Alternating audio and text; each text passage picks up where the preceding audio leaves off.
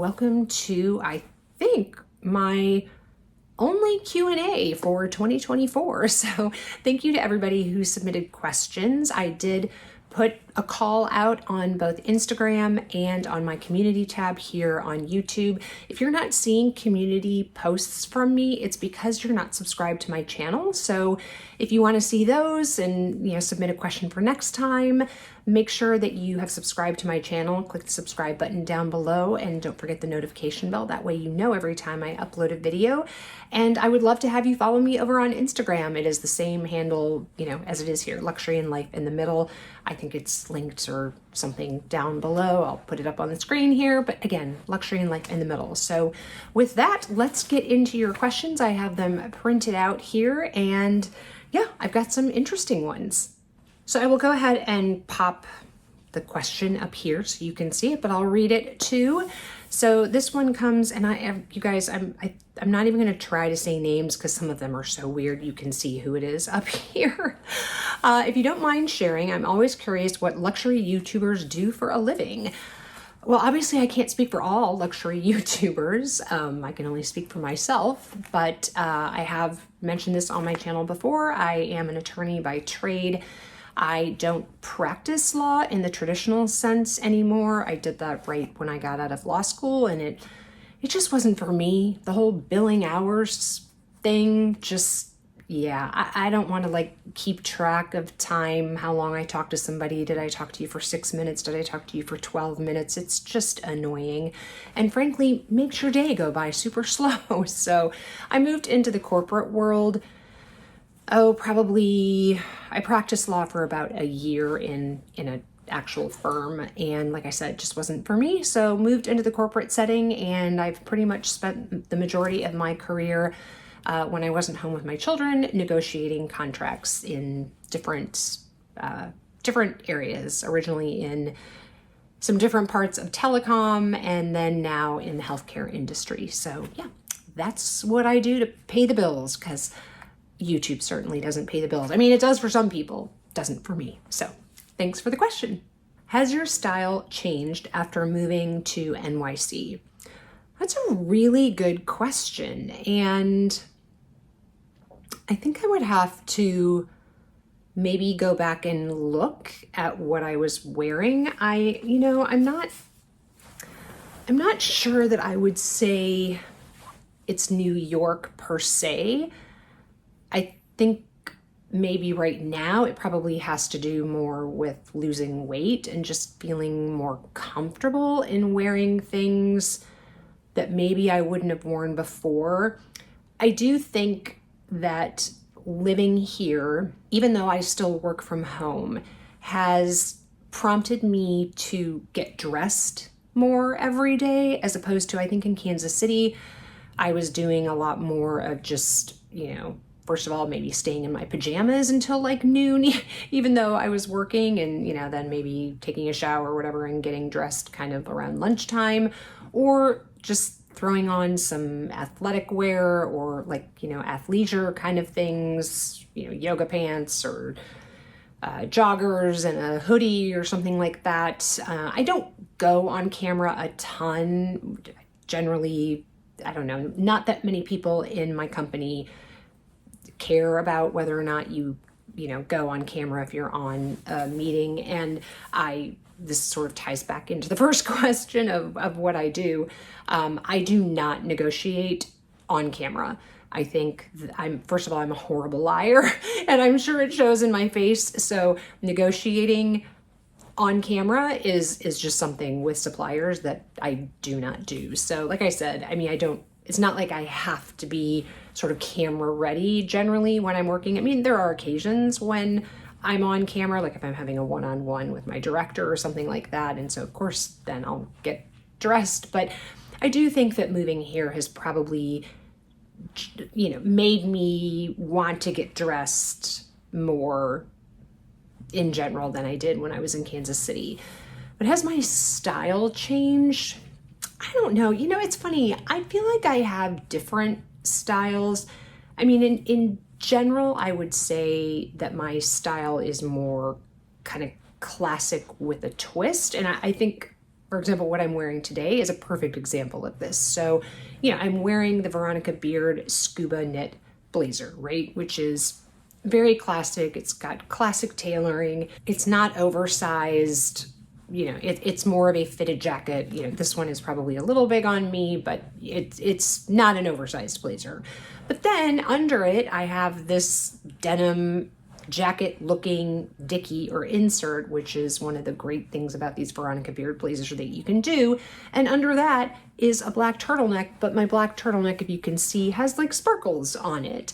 And you can't see my feet, but I'm wearing like silver metallic loafers. So I guess maybe that's how I would say in general I dress. I don't know that that's really changed. But like I said, I also have, okay, sorry, there's just this one hair that keeps going in my face. But I have, like I said, some other looks as well.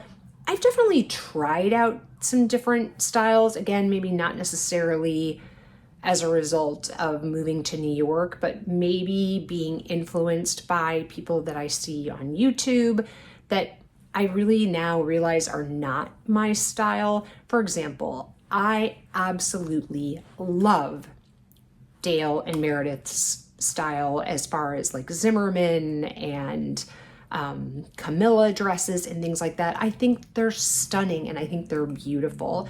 And I have bought a couple of sort of Zimmerman, Camilla sort of esque type dresses.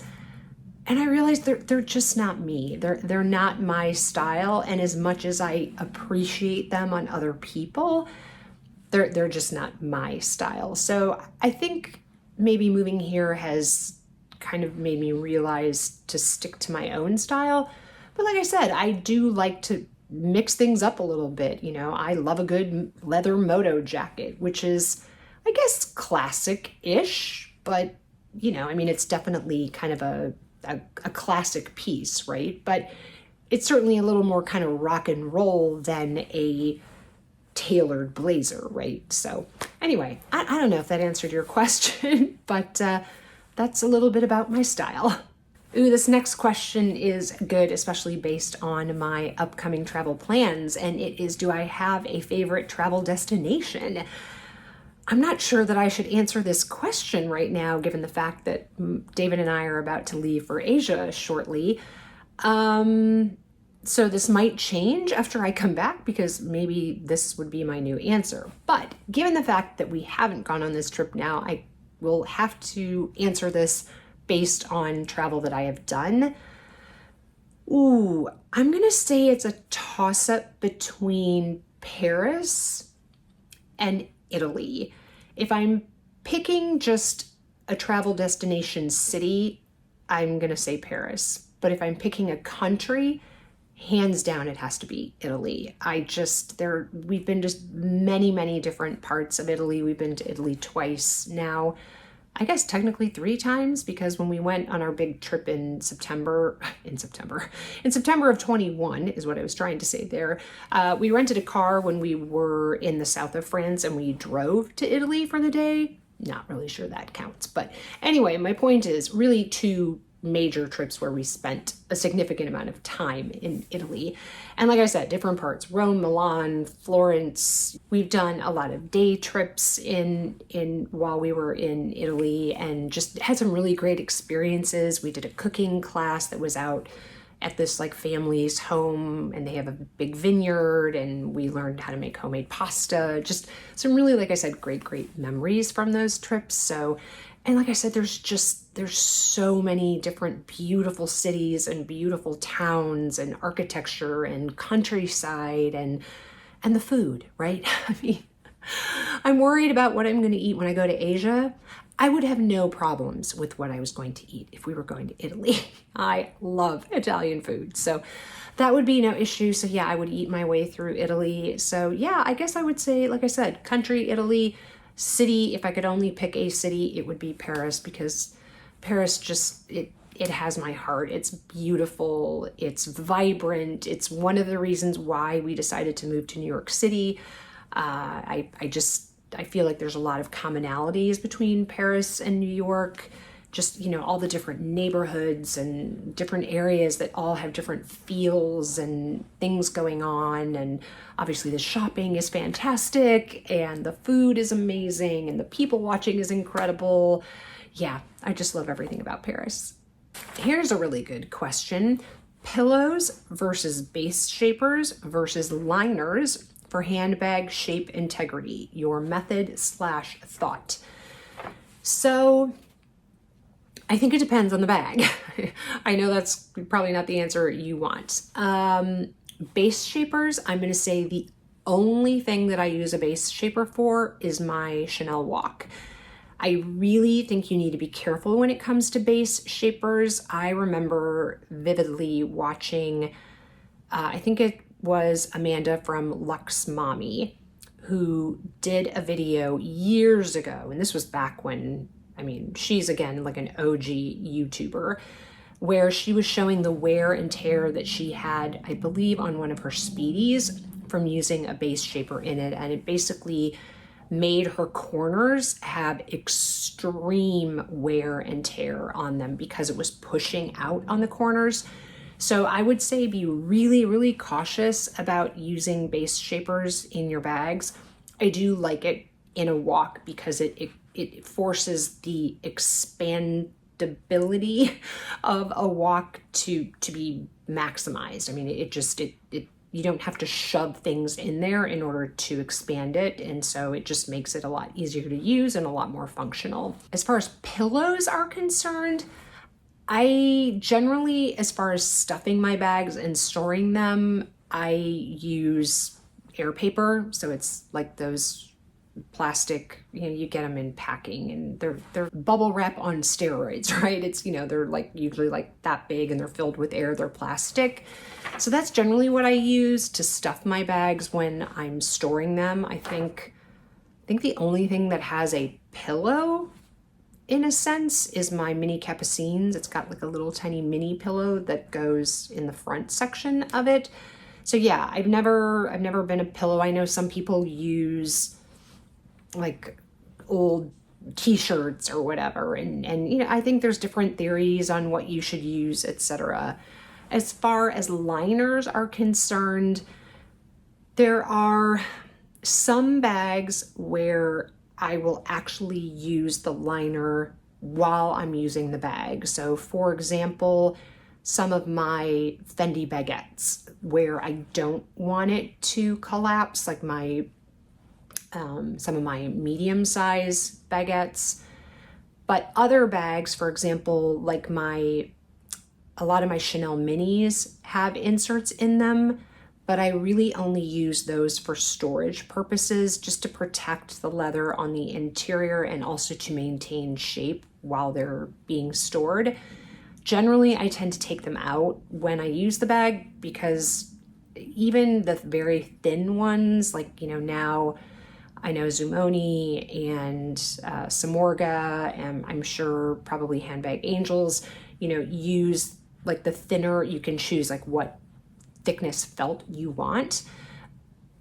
Even the thinner ones in a mini handbag take up a little more room than maybe you want. So I generally tend to take those out. You know, sometimes I leave them in, but it just kind of depends, I guess, on what I'm packing.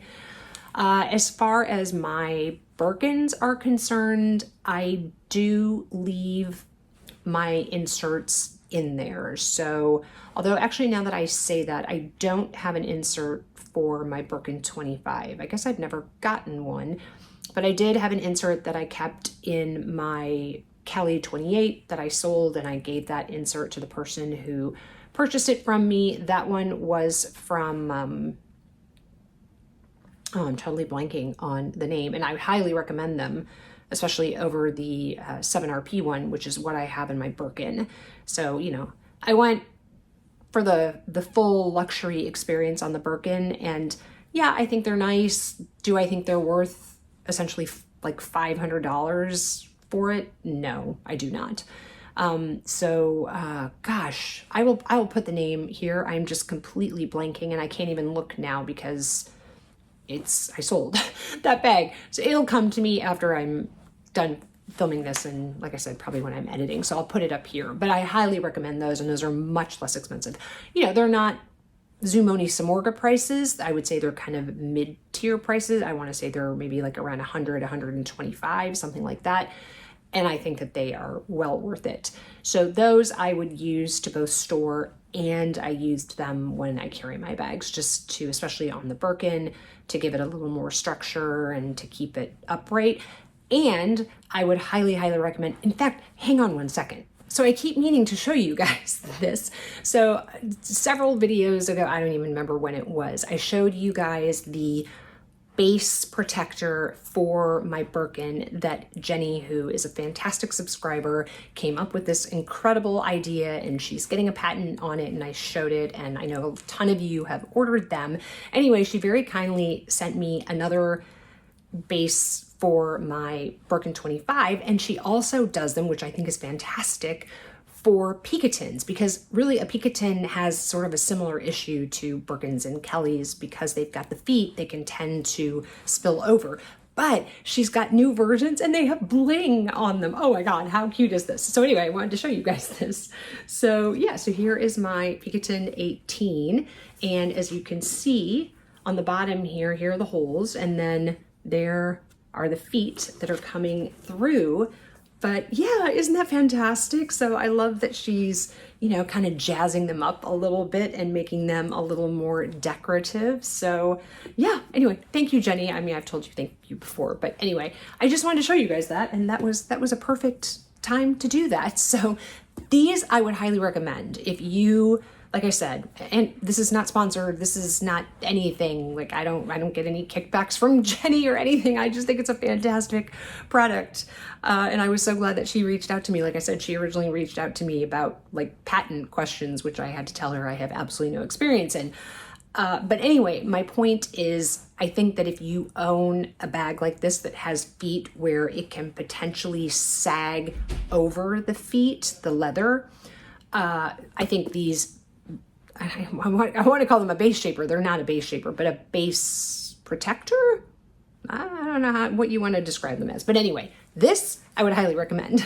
All right, next question is from my lovely friend Meredith from Living Lux with Meredith, and she wants to know if I will continue my no buy, low buy in 2025.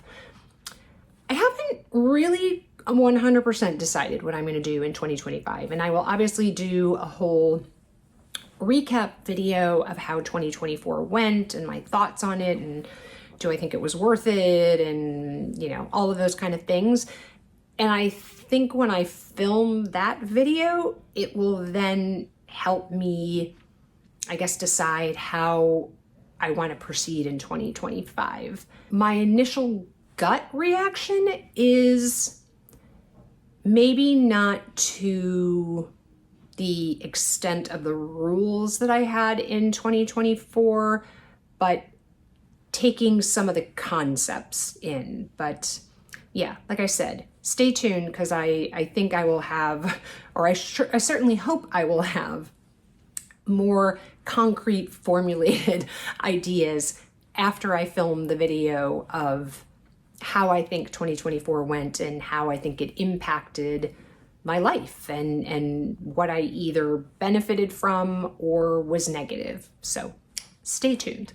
Angela asks, are you still practicing law? So I guess I sort of answered this in question number 1, but no, I do not practice law from a traditional standpoint. Like I said, I negotiate contracts. I've been doing that, gosh, honestly, for the past, well, before Morgan was born. Like I took about 11, 12 years off when I stayed home with kids. But yeah, since like 95, something like that. So what is that? 30 years almost. But like I said, I had a hiatus in there for a while. Next question. Any interesting celeb sightings in New York City? Not really. I'm a horrible person at recognizing people. We did see Alex Baldwin and his wife and their bazillion children at a restaurant down in Soho. Oh gosh, this was over a year ago, I think. Yeah, and he was really sweet. I mean, he was like pushing their youngest in the stroller out of the restaurant. They were kind of in the back room. Other than that, I don't really know that I've, spotted anyone. Like I said, I think I'm really horrible at recognizing people. And I think you kind of, when people are out and about, and if they're not, sort of in their makeup or whatever as they normally are, people definitely look different. So I don't even know that I would. Now I'm kicking myself because very recently they were filming, and just like that, the 2 blocks from my house. And I knew that they were filming in the Upper East Side, and I knew like what days and kind of what areas they were filming. They were filming for about 3 days. And I didn't have the time to go, and I saw some pictures on Facebook where some people went and got to see them film, and I would have loved to have seen that. What's really funny though is that a little story for you. I was there's an area near us that I sort of affectionately call the town center of New York, and that will mean nothing to you unless you are from Kansas City. So there's an area in Kansas City out in the suburbs where we lived where it was like where all of the teenage girls would go, right? There was a Lululemon and just all those stores that like Hannah would shop at. And it's on 86th Street on the Upper East Side, like in between 2nd and Lexington in a sense. And there's an Athleta and a Gap and an Old Navy and a Lululemon and a Target, a Sephora, an Ulta, a Victoria's Secret. I mean, literally a teenage girl's dream, right? Hannah spends a lot of time there. So anyway, I was on 86th walking back, I think, to the subway, and I was walking past, and there were a whole bunch of what looked like initially what I thought were these kind of big, if you guys have ever gone to festivals, they now have these like porta potties that are like, how do I describe them? I mean, they look like trailers, and so you go in, and first of all, they're more upscale. They're not like that standard, like, pull open the door and like hold your breath as you go to the bathroom kind of thing and hover and ugh. Anyway, so they're definitely more upscale. They're actually like, they're stalls. I mean, it's actually like a bathroom, and there's usually, 4 or 5 within the sort of trailer kind of unit. And so I was walking by, and I initially wasn't paying attention, and that's what I thought they were. And I thought, oh, that's interesting. I wonder if they're going to be having a festival or something on 86th Street. And it was like kind of the middle of the week. It was like, I think I was walking there like on a Tuesday or a Wednesday. And usually if there's a festival, it's on a weekend. I thought, that's kind of weird that they're setting this up so early. And then I realized as I was walking really by them that there were individual steps going up to individual doors, which is not how those sort of trailer porta potty things work. They're generally 2 staircases. There's like an in and an out, and they're sort of on each end of the trailer. And these were like multiple stairs, like I said, up to multiple doors. And then I realized, oh, these are actually like dressing room trailers, so they must be filming something here. And then I looked on the doors, and they had like masking tape with names on them. And one was Desi, one was Lucy, one was Ethel. Anyway, and I thought, are they filming like a I Love Lucy like movie or sequel or something? And then I thought, or are those code names for other actresses or other whatever? And then I thought, I wonder if that's for And Just Like That, because I knew that And Just Like That had started filming because I had seen some pictures on Instagram from other parts of the city. And this was before I knew at all that they were filming up in the Upper East Side near us. And so anyway, that's a very long-winded story to tell you that no, I haven't really spotted that many people, but I could have if I wanted to. And sort of in the same vein of spotting things in New York City, do you see H-bags around town? I have yet to see any in person besides at the boutique. Yes. especially if you're walking in the Upper East Side between, let's say, 60th to 85th on Madison, Fifth Avenue, Park. You'll see a ton. I had thought about doing an Instagram like series of bags in the wild kind of thing, and occasionally I will take pictures as I'm going. I should do a better job of posting those on Instagram, but yeah, tons of mini Kellys. I have seen more mini Kellys in the wild here. You see a ton of Birkin 25s, especially if you're in some of the higher end stores, you'll see them as well. You know, they're shopping at a Chanel or something and they're carrying their B25 or something. So yes, certainly more than I saw in Kansas City.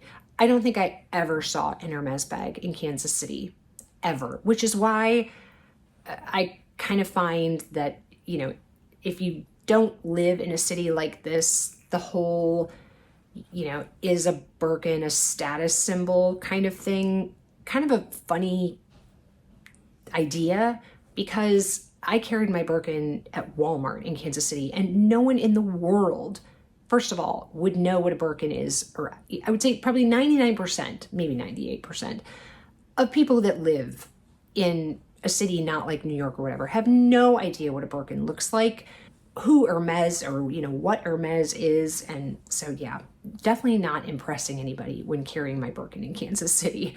And I don't think I probably impress anybody carrying my Birkin here because a lot of people have them. Ooh, this next question is also, I think, a very timely question. What's one bag that you initially hated, but then grew to love? 100%, hands down, the Dior saddlebag.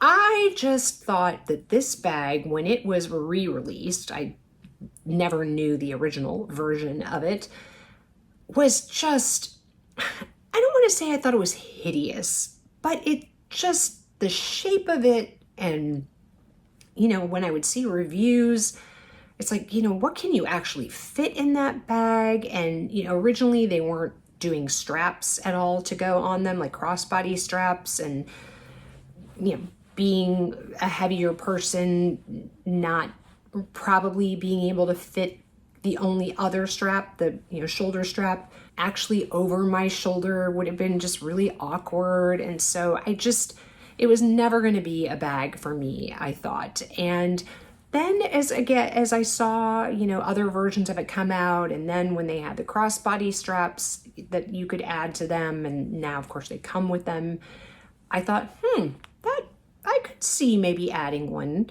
And then the newsprint happened, and I tell you, the feelings are real.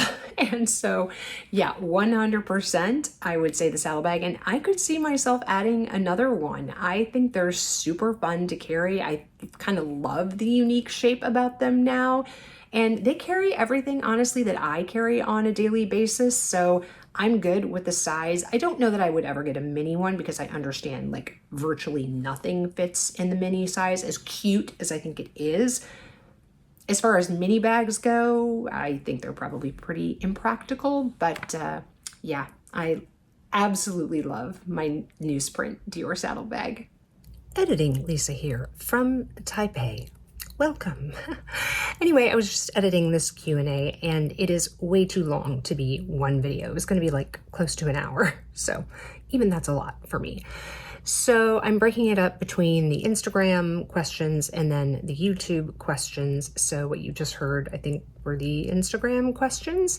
And then I will do the YouTube ones as part 2. So hopefully that will be up on Wednesday. I actually already have it edited and ready to go. I just now need to film a new intro to that, since the intro that I filmed in New York obviously anticipated the entire video. So and then you'll hear the actual outro when you watch part 2, because I clearly filmed that too, because I thought it was going to be the entire thing. So anyway, I hope you enjoyed. Thank you again for all of your questions. It's always fun to hear from you, and hopefully that, you know, I answered some of your questions and you got to know me a little bit better, and just, yeah, all those things. So Thanks so much for watching. If you enjoyed it, I would love it if you would give it a thumbs up. And if you haven't subscribed, I would love to see you back here. And like I said in, I think, my previous video, we are so close to 5,000 subscribers. And my goal is really to hit that by the end of the year. That would be a fantastic holiday gift to me from you, if you are so inclined. So just please, there's no cost to you to subscribe to a YouTube channel. So just click the subscribe button and the notification bell. That way you know when I upload videos. I think the last time I looked, I needed like 65 people or something. So hopefully we can do that by the end of the year. That would be fantastic. And if you want to keep watching other videos, there'll be another one over in the corner here for you to watch. And wherever you are, I'm in Taiwan. I hope you're having an amazing day or evening, and I will catch you in the next one. Bye, guys.